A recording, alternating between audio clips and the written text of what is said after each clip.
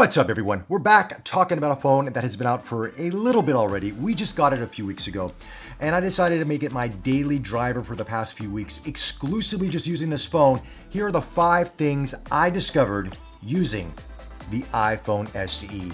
Let's talk about it.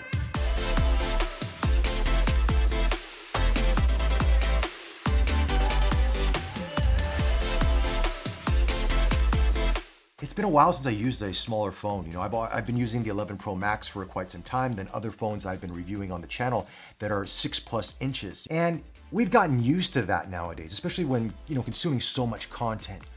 But when you pick up the SE for the first time, it made me feel that joy of being able to use a phone with one hand again, from typing, to just picking it up to take a photo with it, to navigating the menu system. It just made it so much easier. Now, I don't know if Apple will ever come out with a full-size display phone at this size. Maybe they could, because I think for a lot of active people out there, for myself, I cycle quite a bit, right? And I wear these cycling jerseys, and I usually throw my phone in that back pocket, and it's much easier to carry this around than a massive 6.5 inch or 7 inch phone that's in my jersey pocket. And I'm always thinking when I'm riding, please don't come out because it's so heavy. I don't have to worry about this with the SE. So if you're an exercise person as well, this might be a great option for you to have. And even with photography, I can take photos with one hand or type with one hand. I think we've forgotten about this because we're so used to larger phones, but now that you have it in your hand again, you're like, damn, I wish Apple would kind of bring this back out again. Now I know they have the iPhone, the XR and the 11 Pro and all those kind of things, but at this size point, Apple really could kind of reconsider bringing out a Pro variant in this form factor and this size, and I think it would do really well with a lot of people out there that don't need a big phone. Touch ID. Yes, it's been a minute since we used it on an Apple phone. And I know Android phones out there have that in-screen fingerprint reader. Apple's just decided to go with Face ID, but nowadays with the masks, this comes in handy. It really does. This little physical button really does make my life easier, especially using Apple Pay when I need to go to grocery stores or other places where everybody's masked up and you don't want to pull it down. Yes, Touch ID is one of those features that is very welcome. Having said that though, hopefully Apple will put some sort of in-screen fingerprint reader for the next generation of iPhones, because I think nowadays we're gonna need it. Next, let's talk about the cameras. This is one thing where I discovered using this phone over the past few weeks is that, yes, it doesn't have all the ultra wide angle telephoto and all those kind of things that the newer phones have, but I didn't miss it as much as I thought I was going to. I do take a number of photos with my iPhones, and I realized that this lens is the sweet spot for a lot of photography out there. And people are taking amazing photos with first iPhone all the way up to iPhone 10 and beyond. They were taking beautiful photos with one lens. So I don't see much of a hindrance at all. Yeah, it doesn't have the night modes and all those things, but you get around it. It's just like photography. You work with what the tools you have. And I found myself taking great photos with it that I was like, hey, this is not a bad photo for what it is. And I really didn't miss much that I had on the 11 Pro Max and all those other phones. But one of the things though that I do miss, which is software, Apple could fix this with a firmware update, is, portrait mode is only for humans. So if I want to take a picture of my dog, or if I want to take a picture of a flower or whatever the case may be, I can't get that nice depth of field, that nice separation from the subject and the background. I can't get that with this phone.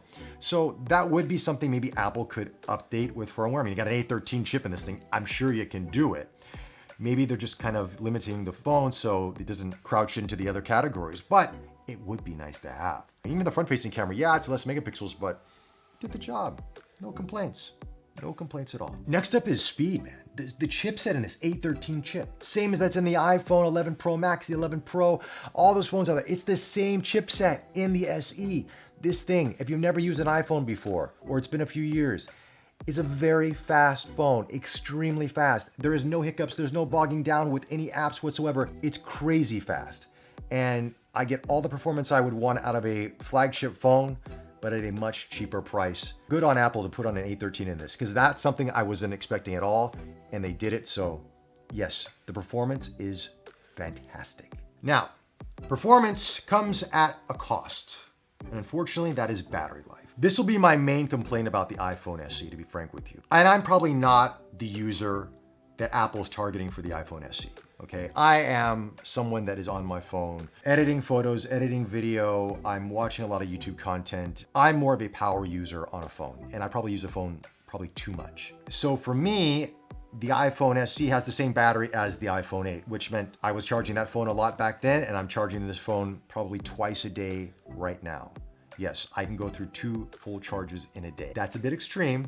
I'm on the higher end of things. And I'm not expecting this phone to perform with the same battery life as 11 Pro Max because the size of the phone, size of the battery, I get it. But I felt that Apple could have put a larger battery in this phone.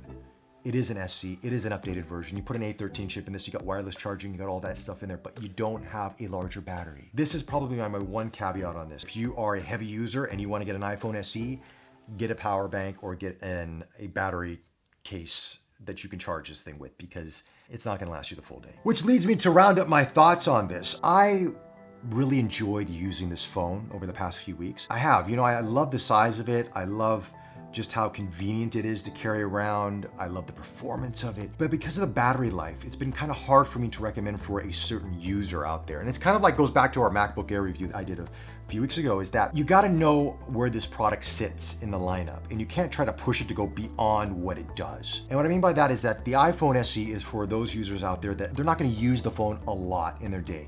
Answer some emails, take some pictures, browse the web a little bit, but there are people that aren't on their phone all the time. If it's for maybe a young kid that's gonna be going to school, and if maybe you have elderly, grandparents or parents or aunts, uncles, or someone that needs a phone to keep in contact with.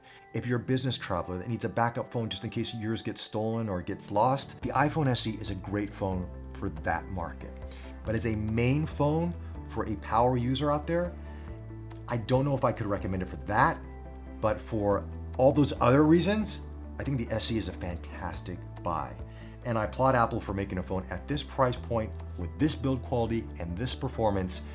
It's not something that we're used to seeing from Apple, but I hope they keep doing these kind of things, because this is going to be a big hit for them.